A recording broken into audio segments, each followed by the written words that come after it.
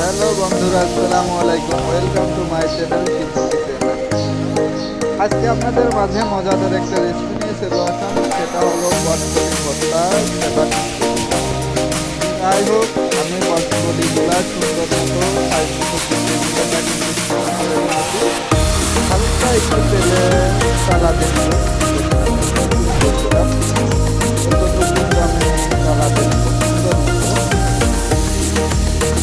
বটবটি ভর্তা করতে হলে দেওয়া হয়।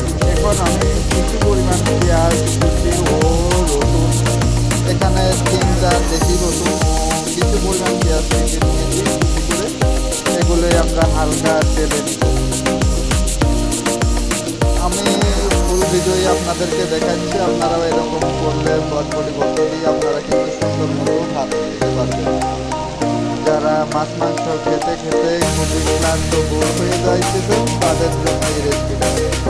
আমি কিছু পরিমাণ ধনে পাতা দিয়ে দিলাম এর উপরে, মানে ধনে পাতার একটা গ্রান হয়ে যাবে।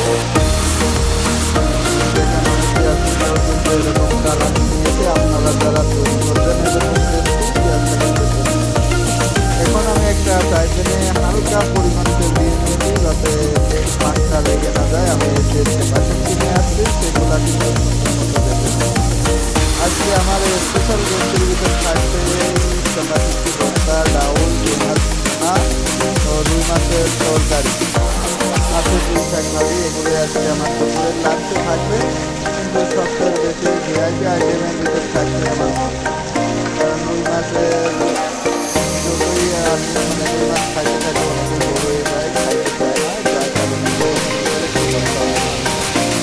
এই দেখেন আমি কিন্তু পপুলেশনের মধ্যে সাইজ মতো বেশি নিয়েছি এবং বটবটি এটা হচ্ছে যাবে।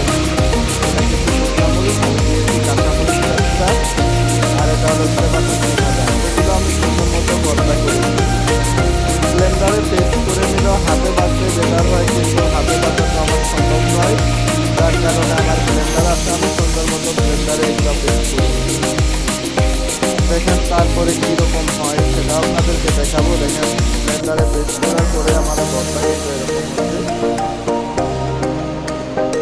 এখানে 3 প্রকারের ভর্তা আছে, বাসন্তী ঝাল ছাড়া আছে, ঝাল দিয়ে আছে বটবটি ভর্তা।